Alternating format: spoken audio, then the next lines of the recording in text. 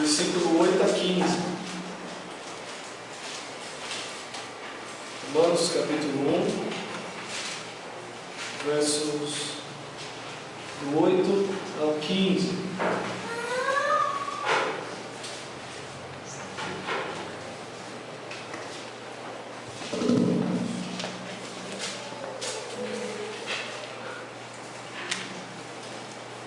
Estamos ainda na introdução da Epístola de Paulo aos Romanos.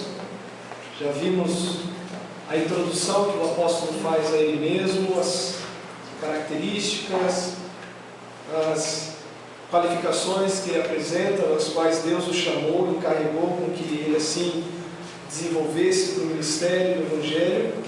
Nós também vimos no versículo 6 e 7 de que maneira Paulo também via os ouvintes ou os receptores da carta, chamando-os para seres de Jesus Cristo, amados de Deus, chamados para ser santos. Nós vimos isso semana passada e hoje nós vamos ver os versículos 8 a 15. Quais são as marcas de uma vida cristã?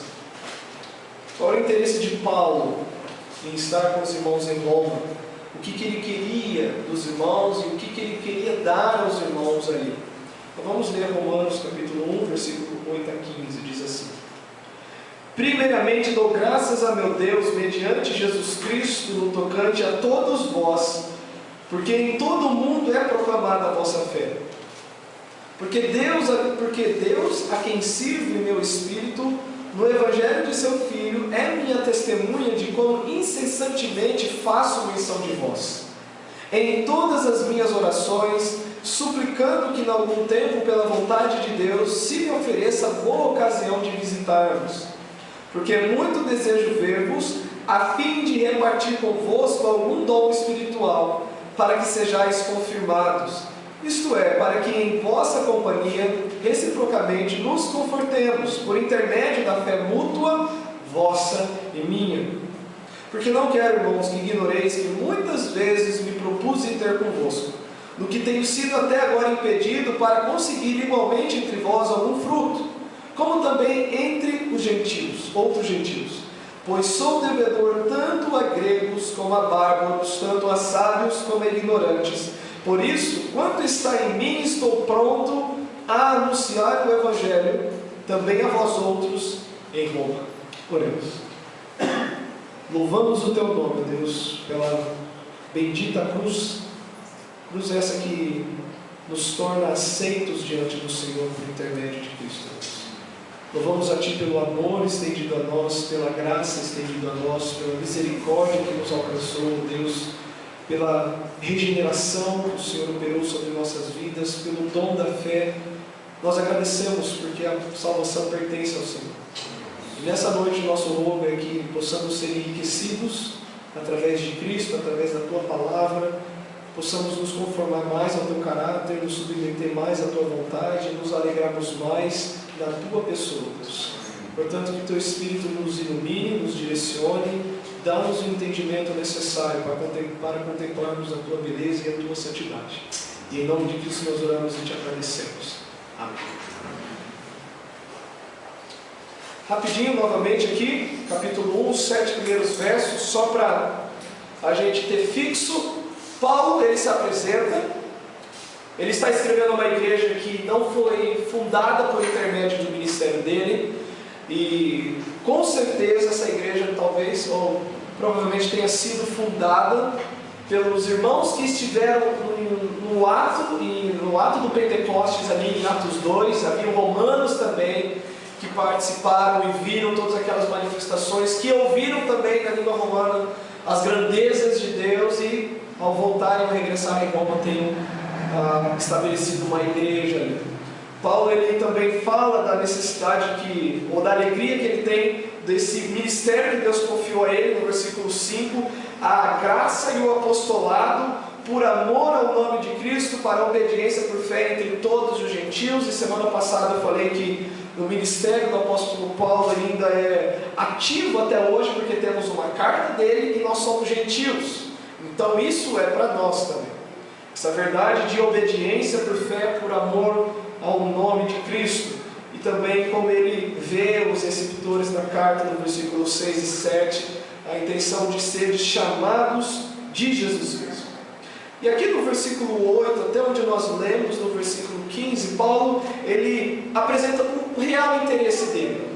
Versículos 1 a 7 é uma saudação, de costume das demais cartas, de apresentação e não somente de apresentação, mas também de gratidão por tudo que Deus tem feito, como ele diz aqui no versículo 8. Primeiramente dou graças a meu Deus, ou mediante Jesus Cristo, no tocante a todos vós, porque em todo o mundo é proclamada a vossa fé. E uma coisa que nós precisamos novamente enfatizar é o seguinte: Roma, a cidade ou o lugar, não era um lugar propício a cristãos. Nós lemos que Paulo ficou depois, a história da igreja diz que Paulo morreu ali em Roma, provavelmente decapitado.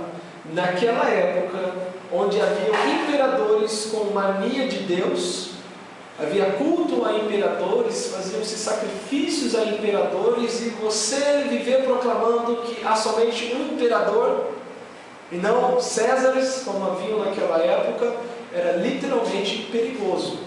Perseguição e o risco de vida. Então aqui Paulo ele dá graças a Deus. Então quais são as marcas? O que você poderia ver de você mesmo, ou se você fosse visitar uma igreja, como é que você saberia que naquele local onde você está, ou com que a pessoa com que você está conversando, de fato é uma pessoa cristã? Não basta somente professar Cristo, não basta somente você ter uma aparência externa de cristão, mas nós vamos ver algumas coisas aqui que o apóstolo Paulo aponta no interesse dele para com a igreja, que nós devemos considerar como algo que realmente marca um cristianismo verdadeiro. A primeira coisa que Paulo aponta aqui no versículo 8 é gratidão ou ações de graças. Paulo ele estava escrevendo, ele estava falando com um grupo que ele não conheceu pessoalmente, mas ele estava agradecendo por esse grupo existir. E a razão da gratidão de Paulo é que a fé deles é proclamada em todo mundo daquela época. A mesma coisa é dita para a igreja em Tessalônica. Vamos lá para a primeira carta de Tessalonicenses. Nós lemos durante a liturgia, mas vale a pena enfatizar. 1 Tessalonicenses capítulo 1, versículos 8 a 9 e 10. Há um interesse de gratidão. Paulo estava se reunindo, ou indo com o interesse de gratidão com aquele grupo, de estar grato a Deus. Então aqui versículo 8 a 10, em primeiro capítulo da primeira epístola de Tessalonicenses, diz o seguinte: porque de vós repercutiu a palavra do Senhor. Voltando no versículo 6, diz: com efeito vos tornastes imitadores nossos e do Senhor, tendo recebido a palavra, posto que em meio de muita tribulação, com alegria do Espírito. Aí voltando para o capítulo, versículo 8, porque de vós repercutiu a palavra do Senhor. Não só na Macedônia e Acaia, mas por toda parte se divulgou a vossa fé para com Deus, a tal ponto de não termos necessidade de acrescentar coisa alguma. Pois eles mesmos, no tocante a nós, proclamam que repercussão teve o nosso ingresso no vosso meio. E como deixando os ídolos, vos convertestes a Deus para servirdes o Deus vivo e verdadeiro, e para aguardardes dos céus o seu Filho, a quem ele ressuscitou dentre os mortos, Jesus, que nos livra da ira vindoura. Então, algo que deve ser marco no verdadeiro cristão é gratidão. Gratidão é acompanhada por uma palavra que se chama contentamento, satisfação, deleite. E nós sabemos que o contentamento de Paulo não estava nas circunstâncias, não estava nas pessoas, não estava nas posses, mas conforme ele diz em Filipenses 3, que ele considerou tudo como perda para ganhar a Cristo. E algo que de fato deve nos motivar a gratidão é quanto mais conhecemos a Cristo, quanto mais tornamos-nos cônscios da graça, da misericórdia, do favor, da mão de Deus estendida, da ira vindoura que Ele nos livra, tanto mais haveremos de viver uma vida grata ao Senhor. Estaremos com gratidão no meio dos irmãos, incentivando gratidão para com os irmãos. E Paulo, ele assim demonstra, dizendo aos irmãos ali em Romanos, ou à igreja de Roma, que ele dá graças a Deus por meio de Jesus Cristo com respeito à igreja de Roma. Sua gratidão e alegria são por causa da fé dos cristãos romanos, que estava sendo conhecida por todo o mundo da época.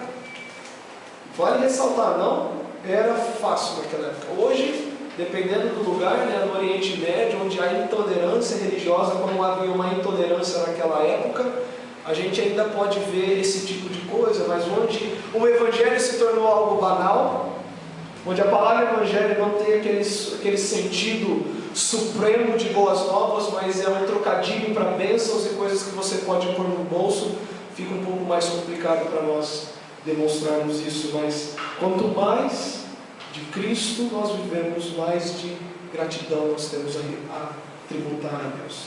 A segunda questão que nós temos a ver aqui de Paulo, no versículo 9, não somente Paulo era marcado com uma gratidão para com Deus, especialmente por aquela igreja, pela firmeza, pela fé sadia, pelo testemunho, como eu posso dizer, a ousadia que eles tinham de proclamar a fé, mas também Paulo é marcado aqui com uma sinceridade.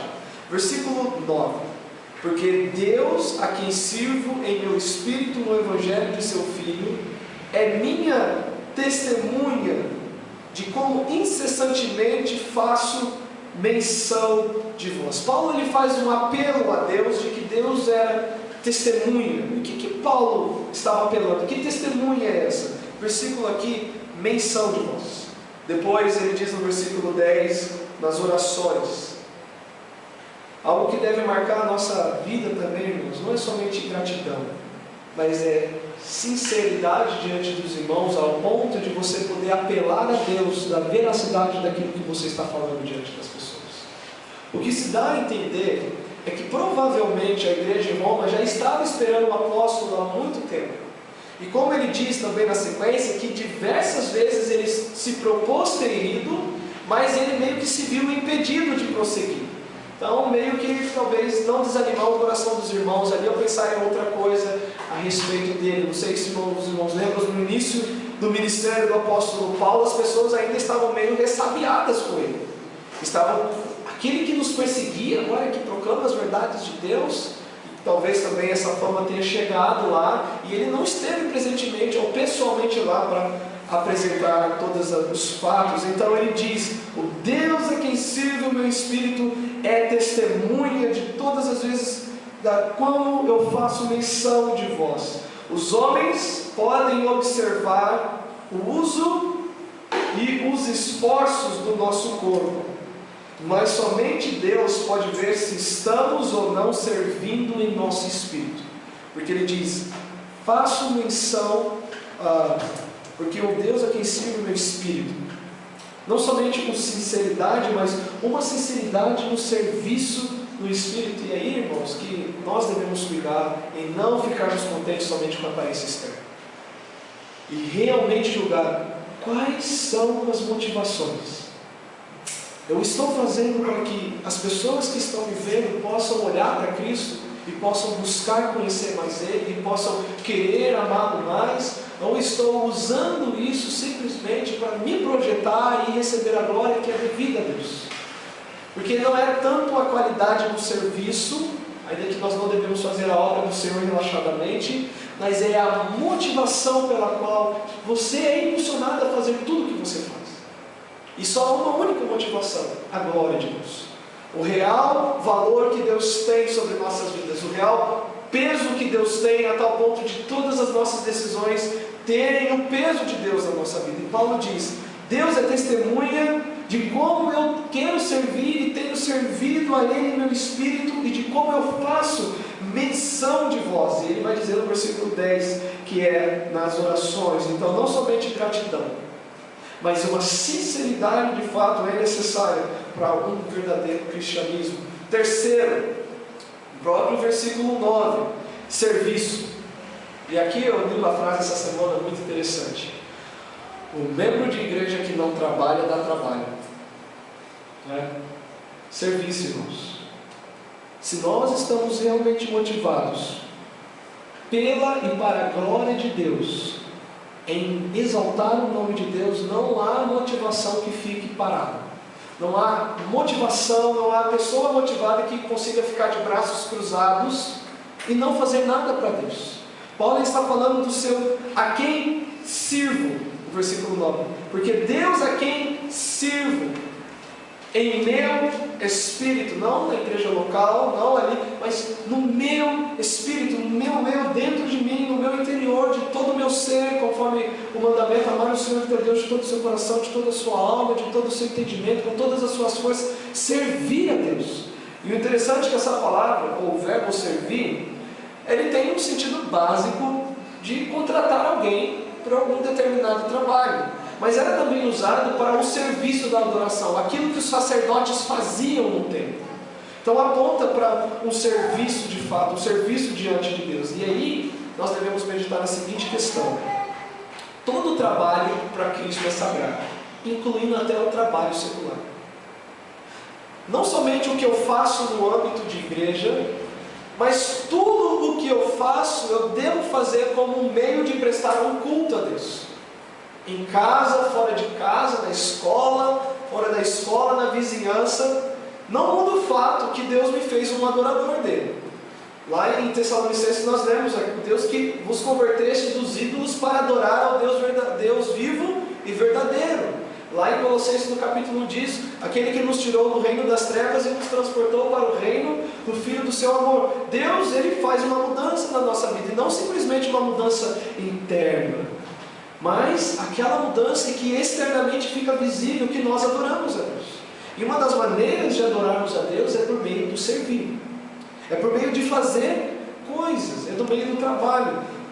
Uma das áreas que o apóstolo Paulo toca, por exemplo, lá em Colossenses capítulo 4, vamos lá. Só um exemplo de como ele vê essa extensão do Evangelho na vida particular, na vida secular.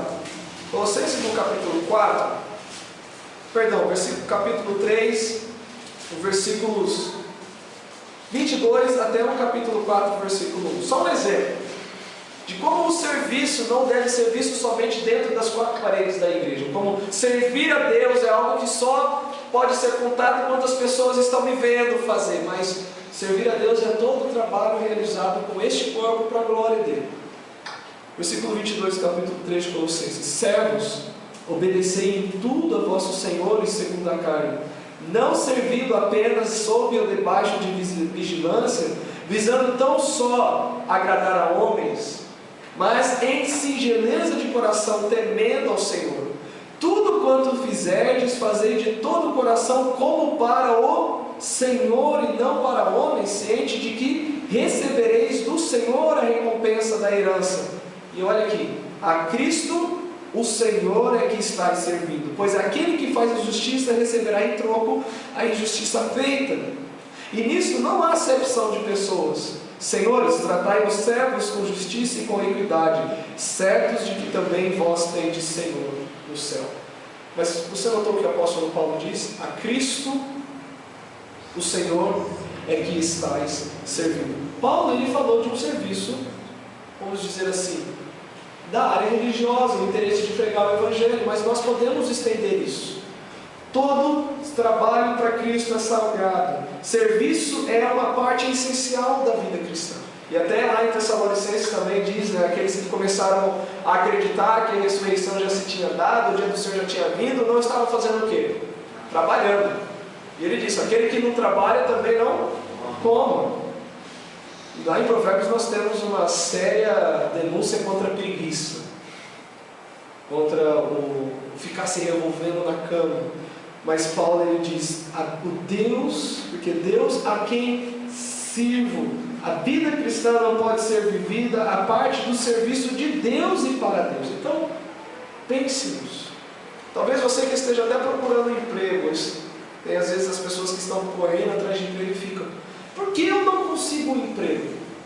Porque eu tenho as qualificações, eu tenho um bom currículo, e por que não dá certo? Talvez algo que poderia se considerar qual é a sua motivação em ter um emprego?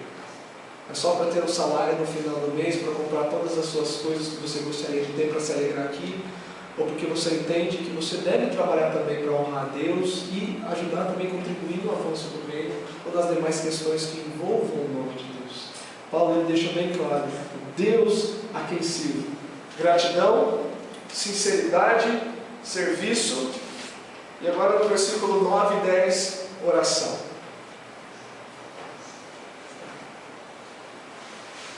Versículo 10, versículo 9 de novo. Porque Deus, a quem sirvo em meu espírito no Evangelho de seu Filho, é minha testemunha de como incessantemente faço menção de vós em todas as minhas orações, suplicando que em algum tempo, pela vontade de Deus, se me ofereça boa ocasião de visitar-vos. E aqui entra o coração da vida cristã, oração. Oração é marca de um verdadeiro cristão. E quando eu digo oração, eu não digo aquilo que Cristo combate em Mateus 6, vãs repetições. Quando eu estou falando de oração, eu estou falando de conversa íntima com Deus. Estou falando de, assim como você conversa com um amigo, assim como você conversa com sua mãe, com seu pai, você tem assunto, você não fica repetindo palavras, você não fica repetindo assuntos, você tem algo concreto para conversar e para ouvir. Da mesma forma deve ser a nossa comunhão em oração com Deus. Eu sempre citei com os irmãos o senhor que guarda carros aqui perto da padaria, e ele via eu passando com a minha esposa grávida, e depois ele viu eu passando com a menina. Então a gente pegou meio que uma amizade. Mas a nossa conversa ali, quando nós estamos tentando evangelizar ele, a nossa conversa ali se resume na minha filha. E aí, a filha está crescendo? Tá, toda vez, é a filha, é a filha. A pessoa que não tem intimidade, ela só para nisso. E às vezes nas nossas orações com Deus é assim: Senhor, obrigado, e sempre as mesmas coisas, sempre os mesmos pedidos, mas não há aquela conversa. Não há um diálogo com Deus. Nós falamos com Deus e Deus fala conosco através das Escrituras. E Paulo diz: faço menção de vós. Oração intercessora era algo de grande importância na vida do apóstolo Paulo. Ele não está pedindo oração por ele. Ele está mencionando que fazia parte da vida dele lembrar dos irmãos. Eu pergunto: como que você está nessa questão de oração intercessória? Nós somos ávidos, rápidos e prontos para pedir oração e enumerar aquele livro de pedido de oração, mas e de chegarmos nos irmãos e dizer: há alguma coisa que eu posso orar por você? Ou você notar que a pessoa não está bem, ou notar no semblante da pessoa que alguma coisa não está certa, e chegar e falar: olha, irmão, irmã, notei que você está assim, e se você não quiser falar, tudo bem, mas tem alguma coisa que eu poderia estar orando por você para lhe ajudar nessa caminhada da fé, para que você continue animado em Cristo? Isso é um interesse genuíno. Isso faz parte da vida cristã, não somente o pedir e o orar com Deus, mas lembrar que nós dependemos das orações uns dos outros. O próprio apóstolo Paulo, umas 3 vezes, em 3 cartas diferentes, na carta aos Efésios, na carta aos Tessalonicenses, na carta aos Colossenses, ele pede oração. Irmãos, orai por nós. Irmãos, orai por nós para que nos seja dada a oportunidade de pregar a palavra, para que aproveitemos as oportunidades, para que nos dê ousadia, para que Deus nos dê intrepidez para anunciar o mistério de Cristo como convém. Ele sabia a necessidade que ele tinha de oração. E isso também, irmãos, não somente uma vida de oração, mas uma vida de intercessão. Era algo que deve ser algo que deve marcar as nossas vidas. É bom lembrar que Paulo, ele pregou para muita gente, mas com certeza as suas orações alcançaram muito mais pessoas do que também as suas pregações. Quantas pessoas Paulo teve que ter colocado diante de Deus em oração, e que talvez pela graça e em nome de Cristo, Deus atendendo essas orações, pode ter produzido na igreja local o crescimento, ou o ardor missionário, o que quer que seja.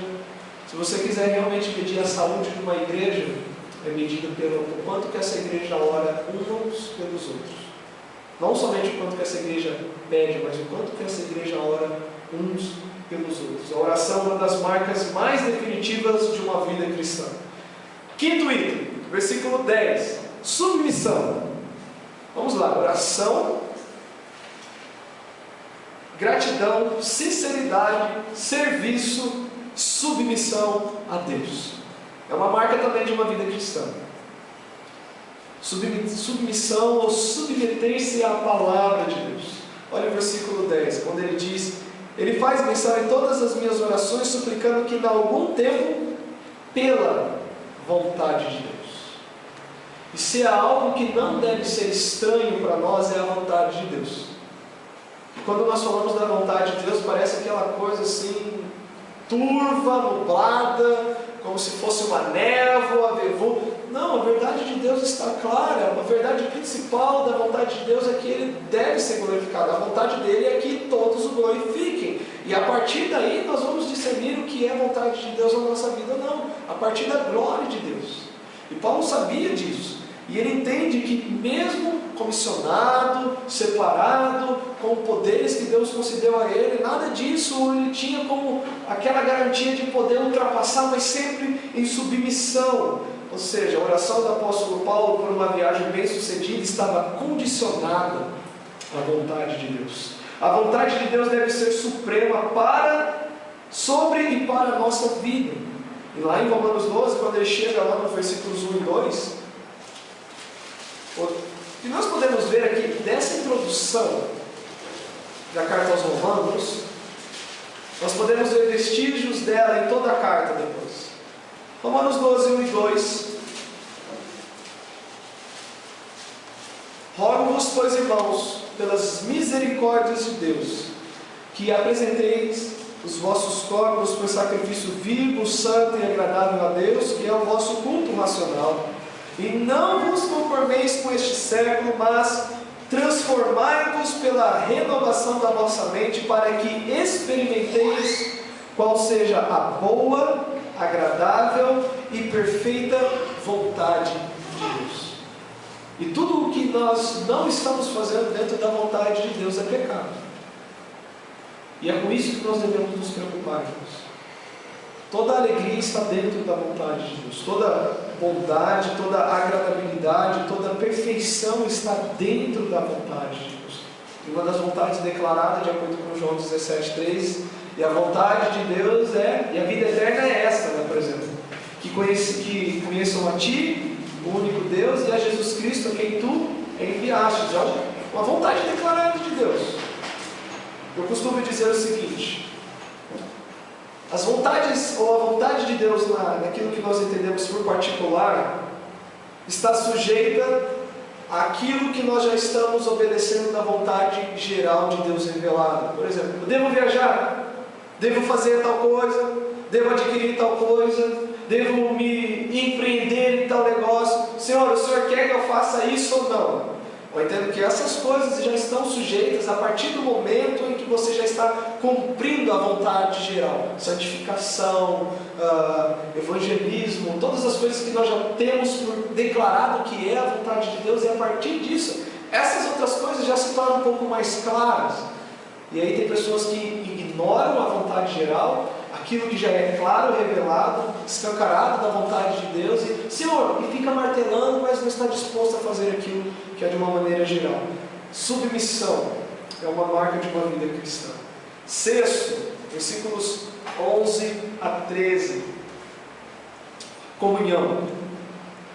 Porque muito desejo ver-vos a fim de repartir convosco algum dom espiritual, para que sejais confirmados, isto é, para que em vossa companhia reciprocamente nos confortemos por intermédio da fé mútua vossa e minha. Porque não quero, irmãos, que ignoreis que muitas vezes me propus ter convosco, no que tem sido até agora impedido, para conseguir igualmente entre vós algum fruto, como também entre os outros gentios.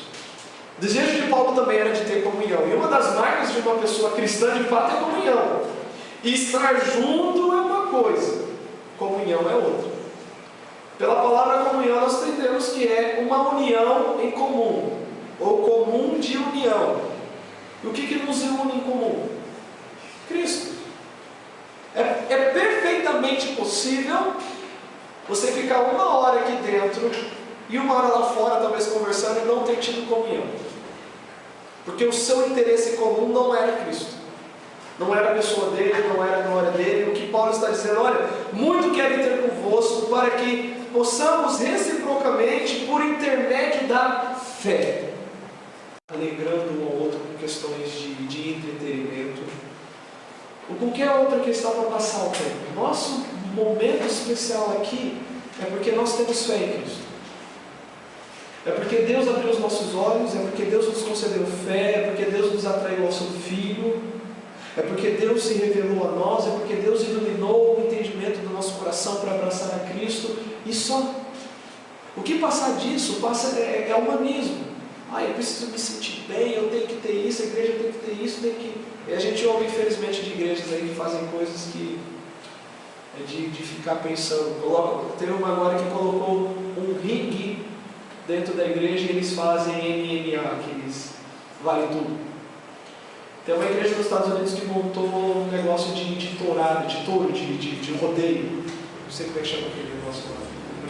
Arena, né? Arena de rodeio, né? E teve uma outra que montou uns negócios de motocross. E a última que eu vi foi o pregador terminando de pregar sobre Deus, ressuscitando os mortos, e aí no final ele veio um grupo de coreografia, igualzinho um clipe do Michael Jackson lá, que ele tem um monte de morto dançando, e toca a música do Michael Jackson dentro da igreja, as pessoas pintadas como zumbis dançando. Isso não é comunhão. Nós estamos aqui porque entendemos que Deus ordenou que uma das formas dele se fazer conhecido é por meio da pregação da palavra. E por meio da pregação da palavra ele se revela, instrui os seus filhos. Cristo cumpre a sua promessa de que as ovelhas vão ouvir a voz dele e vão seguir, e é isso que nos mantém unidos aqui. E isso deve ser o nosso desejo de comunhão. Eu não quero ir à igreja hoje, eu não quero estar lá. Qual é a sua real motivação nisso tudo?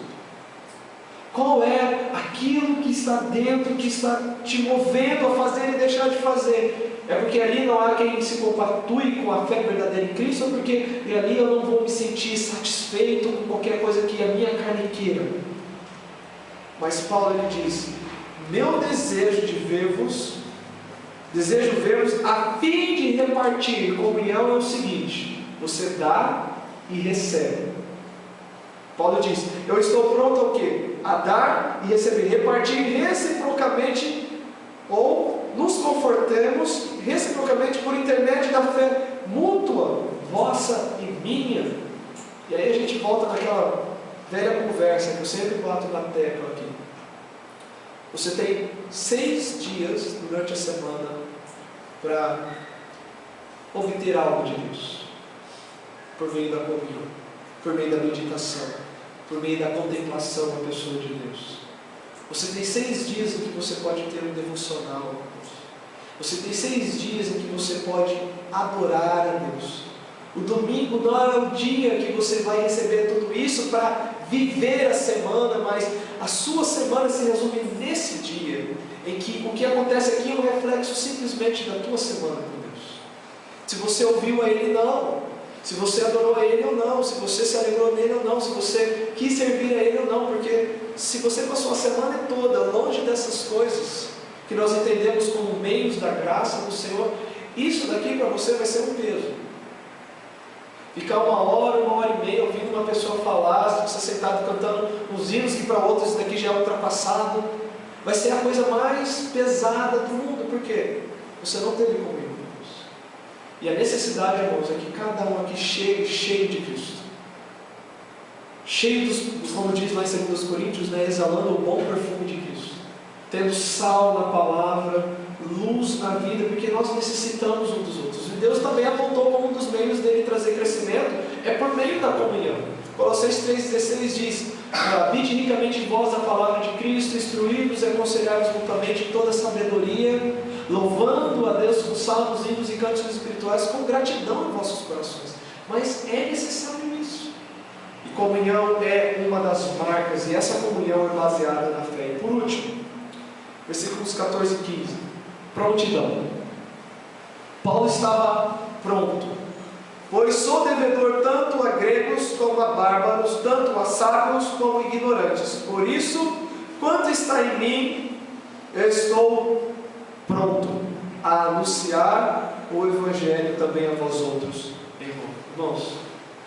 Você está pronto para isso? Você está pronto para anunciar o Evangelho? Você está pronto para que todas essas marcas que nós dizemos, ou falamos aqui, culmine nesse senso de prontidão e dizer: Senhor, eu estou aqui, envia-me a mim. Ou, Senhor, no lugar onde Tu me colocastes, que ali Tu me uses para a proclamação do Teu Evangelho. Senhor, eu estou pronto. Paulo estava decidido e de maneira resoluta a pregar o Evangelho também em Roma. E ele, lembra quando ele estava despedindo da igreja em Éfeso, na praia, né? Quem lembra desse episódio? Que os presbíteros choraram e sabiam, falaram: por que vocês estão me constrangendo? O Espírito Santo já me revelou que Ele espera lá em Jerusalém, e eu estou decidido a ir. Da mesma forma, Paulo, ele sabia o que lhe aguardava em Roma. Ele estava pronto a morrer, ele estava pronto a entregar a vida dele. Não somente pronto a pregar, mas também pronto a morrer. E estas duas confissões que Paulo faz: sou devedor e eu estou pronto, é o centro de todo o trabalho em Deus. Mas há outra coisa aqui que eu devo perguntar: se você está pronto ou não. Você está pronto para encontrar com Deus? Lembra dos profetas que diz: prepara-te para encontrar o teu Deus? Você tem ciente de que você está convicto e convicta, tranquilo e tranquila, que se você morrer hoje, você está pronto, resoluto de que você estará na presença de Deus? Porque também há uma dívida e há uma prontidão. Há uma dívida que o pecado fez para com Deus, e há uma prontidão de Deus em punir o pecado, em punir o pecador. E se você não estiver pronto, a maneira mais aceitável diante de Deus de você estar pronto é recebendo Cristo pela fé, é arrependendo-se dos seus pecados e crendo nele como Salvador, confessando com seus lábios, crendo com o seu coração que Deus o ressuscitou dentre os mortos. Aí sim você estará pronto para estar diante de Deus. Mas enquanto isso não for feito, você não está pronto. Talvez você esteja pronto para a ira vindoura. Talvez você esteja pronto para a dívida a ser paga, porque a Bíblia diz em Colossenses 3,5 que a ira de Deus vem para os filhos da desobediência. E nós sabemos que para os filhos da obediência não há mais ira. Ele removeu toda a ira. Então considere isso. Há aquela prontidão do serviço que todos os crentes devem ter, mas há uma prontidão em que os incrédulos devem atentar. Apronte-se para a vinda do Senhor. Apronte-se para encontrar a Deus. E a melhor maneira é estar guardado em Cristo. Vamos lá. Pai, nós agradecemos pela palavra que foi anunciada, pelas coisas que meditamos nessa noite, essas marcas, o exemplo do apóstolo em se dirigir à igreja, o que movia ele, Pai. E nós rogamos, ó Deus, que o nosso tempo aqui não se resuma como algo que se torna rotina, mas que as reais e verdadeiras e puras e santas motivações sejam aquilo que nos impulsione a estar aqui uns com os outros e diante do Senhor, Deus, a glória e a exaltação do Teu nome em Cristo. Agradecemos por tudo que Tu tens realizado em nosso favor dele. Pedimos por essa semana também que o Senhor use a nossa vida para a proclamação da Tua glória. Em nome de Cristo nós oramos e Te agradecemos. Amém.